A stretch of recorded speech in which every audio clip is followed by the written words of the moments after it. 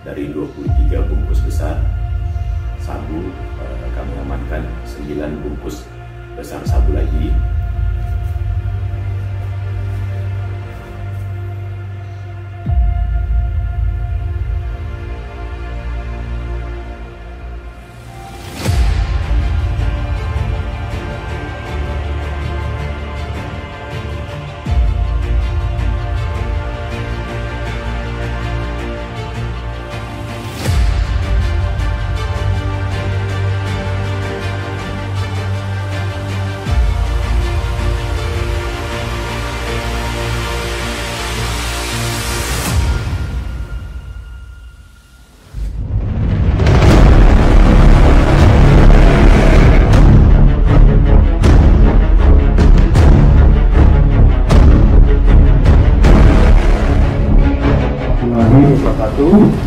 Selamat siang dan salam sejahtera untuk kita semua. Yang saya hormati Bapak Wadir Narkoba Polda Banten, AKBP Niko Setiawan, yang juga saya banggakan Kapolres Pandeglang Adi Diani, dan Bapak Kasat Narkoba Polres Pandeglang yang memang dalam beberapa hari terus bekerja untuk bisa mengungkap tampilan barang bukti yang kita lihat tersebut. Hari ini Polda Banten dan Polres Pandeglang kembali mendistribusikan informasi publik tentang kinerja 3 hari pasca pengungkapan kasus narkoba dalam jaringan yang kita dapat kumpulkan awal masuk dalam bagian internasional. 7 tersangka lokal, namun sumber barang diyakini tidak berasal dari Banten, tetapi dari pesisir Sumatera. Sesuai dengan perintah Bapak Kapolda Banten bahwa pengungkapan pada hari Selasa jangan hanya berpuas diri dengan 23 kemasan narkoba, tetapi terus berkarya untuk mengeksplor, bahkan melakukan prarekonstruksi, meyakini barang ini berasal dari mana dan alat angkutnya itu berupa apa sebenarnya, karena mengarungi Selat Sunda. Maka 3 hari bekerja pada hari Kamis tanggal 10 Maret 2022 disimpulkan dari tim Direktorat Narkoba Polda Banten dan Satuan Narkoba Polres Pandeglang, ternyata ada temuan kembali 9 paket besar narkoba berisi sabu-sabu dan 1.600 butir ekstasi berwarna merah dan biru dalam 8 kemasan plastik. Konteksnya ini ternyata berada di dalam sebuah rumah milik dari adik tersangka AS alias Anam, 44 tahun, yang rumahnya pun tidak jauh dari rumah saudara AS berada di Kecamatan Mandala Wangi. Semua ini sekaligus menjadi fakta bahwa jaringan pelaku tidak hanya satu kali melakukan peristiwa penjemputan dan pendistribusian narkoba skala besar melalui jalur pesisir Banten di Pandeglang. Dalam keterangan berikutnya ternyata sudah terjadi 4 kali, dan keempat kalinya ini merupakan barang bukti yang cukup signifikan. Kalau kita total jumlah kemasannya 23 kemasan ditambah 9, berarti sudah ada 32 kemasan. Namun setelah kita lakukan penimbangan, ternyata jumlah barang buktinya mencapai 34,3 kg sabu. Inilah yang merupakan hasil pengungkapan terbesar dalam kinerja Polda Banten, terutama pasca Bapak Kapolda Banten Irjen Pol Profesor Dr. Budi Herianto memberikan peringatan warning sekaligus menginstruksikan kepada personil baik dari Polda Banten, Ditpol Air, dan Polres Pandeglang serta Direktorat Narkoba untuk mewaspadai jalur pesisir pantai yang cukup panjang, terutama pada daerah-daerah yang blind spot, sehingga pengungkapan ini menjawab hasil evaluasi dari Bapak Kapolda sebagai sebuah fakta. Ini informasi awal untuk teknis kronologis tentang bagaimana pengungkapan itu bisa terjadi. Pasca Selasa dan Rabu kita press conference, kita mendengarkan langsung informasi dari Bapak Kapolres Pandeglang. Kami persilakan. Terima kasih Pak diberikan. Bismillahirrahmanirrahim. Assalamualaikum warahmatullahi wabarakatuh. Terima kasih rekan-rekan media semuanya yang hadir di sini. Ini semua berkat doa dan bantuan Yang Maha Kuasa. Kalau kami di sini sifatnya melaksanakan tugas. Jadi benar tadi yang disampaikan oleh Pak Kabid. Hari pertama sudah kita sampaikan. Selanjutnya ini hari kedua dan hari ketiga. Kita kembangkan lagi mengarah ke daerah yang tadi disampaikan dan mengarah ke rumah yang tadi disampaikan juga. Ternyata ada satu tempat khusus di sana dan berada di atas. Ini yang diamankan saat ini ada di depan sini. Jenisnya berbeda dan setelah itu tim kami bagi lagi, kami kembangkan lagi seperti yang tadi disampaikan oleh Pak Kabid Humas.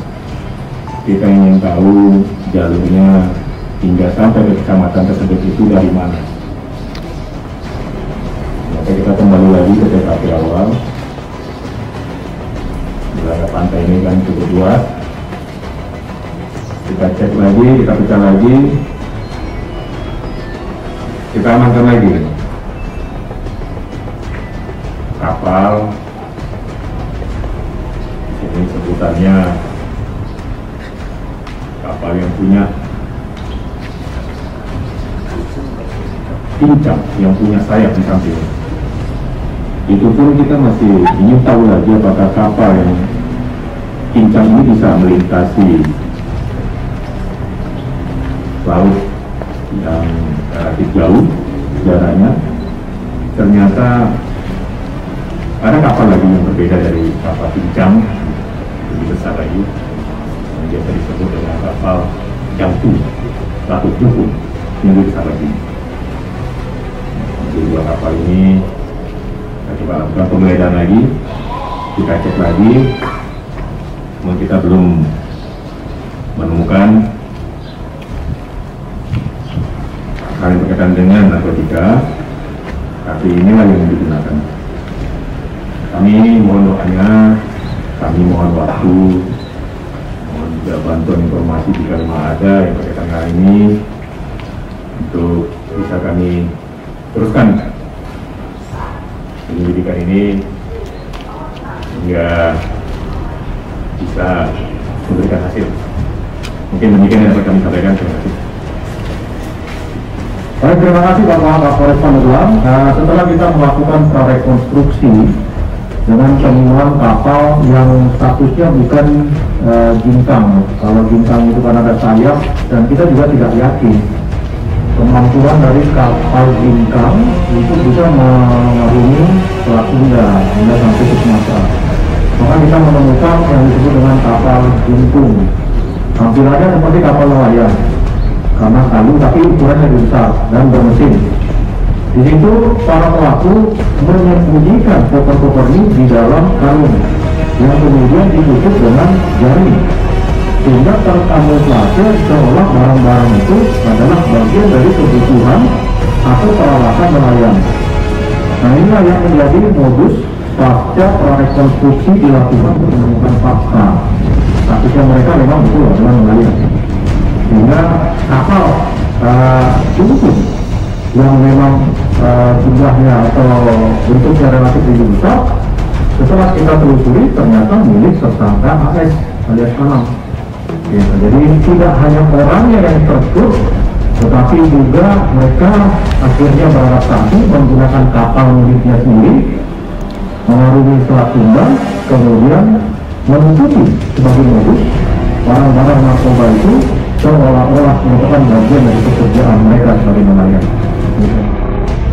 Baik, sesuai dengan informasi awal dari si tersangka, tentu saja kita nggak langsung percaya ya. Pada saat itu tersangka bilang atas pengantaran dia hanya mendapatkan 500.000. Nah, konteksnya sesuai dengan pengembangan hari ini, fakta kita temukan ternyata setiap pengantaran tersangka yang mengambil itu dibayar 10 juta per kepala.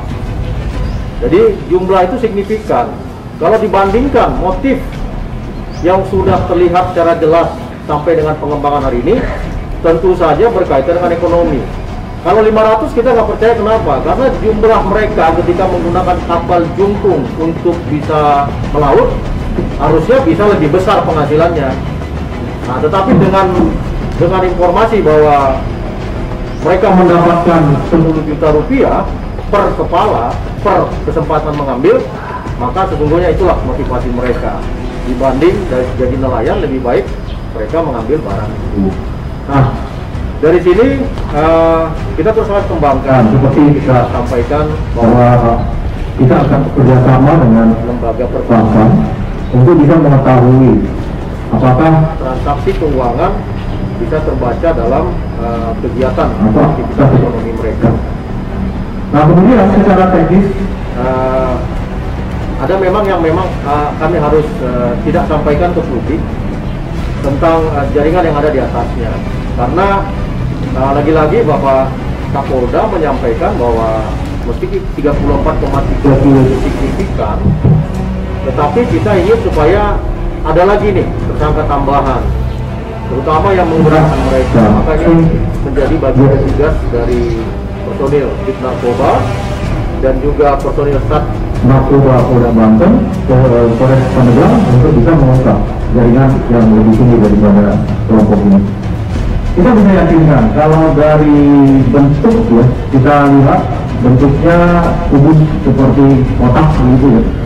Maka bentuk yang seperti ini merupakan bentuk umum dari bandar atau kelompok pengedar narkoba. Yang kita bisa bandingkan di sini adalah kemasan plastik. Awalnya Cina, ada berbahasa Indonesia. Ya, kalau di sini kita lihat langsung berbahasa Cina yang tulisannya sendiri tidak paham. Kami yakinkan sesuai dengan temuan dari teman-teman personil Dit Narkoba Polda Banten dan Sat Narkoba Polres Pandeglang bahwa yang ada di depan kita merupakan hasil penjemputan barang bukti narkoba dengan waktu yang berbeda. Dalam fakta itu disebutkan yang pertama sekitar bulan Mei 2021 ada 1 koper. Kemudian 2 bulan berikutnya sekitar Juli mereka mendapatkan 2 koper. Kemudian pada menjelang akhir tahun itu mereka juga mendapatkan 1 koper. Dan inilah yang kita juga sampai dengan saat ini isi dari 1 koper pada bulan sekitar akhir tahun 2021. Kita bersyukur bahwa barang ini belum terdistribusikan. Gitu. Dan kemudian pada bulan Maret, 8 Maret terdapat 23 kg dengan 2 koper. Nah, kalau kita melihat dari segi pengantaran, maka bentuknya rata-rata seperti ini dan alat untuk menyimpan balok-balok ini ada dalam koper. Sehingga kita juga menemukan 3 koper lainnya yang sudah dalam keadaan kosong, berbeda dengan koper yang terakhir mereka gunakan saat penangkapan seperti ini. Dan juga tidak ada timbangan. Walaupun bahasanya mereka menyebut bahwa barang-barang ini langsung dihantarkan, tapi timbangan ini menjadi petunjuk.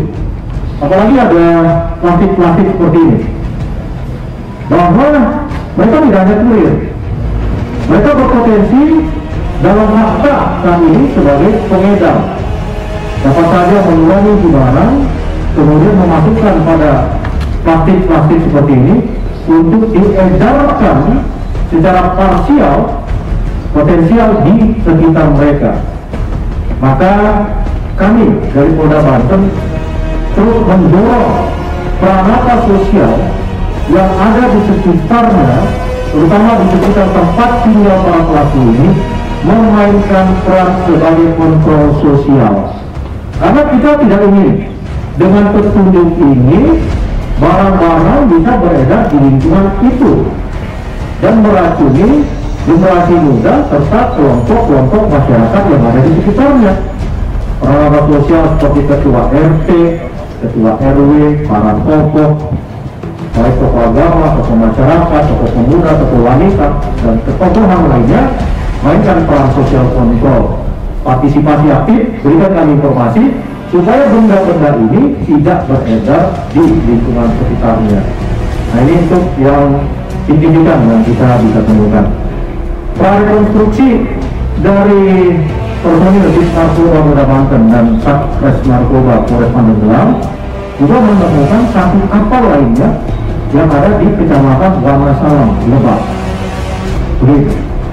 Kalau sudah ada kelompok nelayan yang terkontaminasi seperti ini, maka kita juga harus memberikan sistem warning kepada tokoh-tokoh yang ada di kelompok nelayan, bahwa mereka sudah tertumpai kepentingan dari pelaku pengedar narkoba, memanfaatkan status mereka yang mengarungi senantiasa setiap hari laut dan lautan itu untuk kemudian menghantarkan benda-benda yang harusnya bisa sama-sama kita perangi.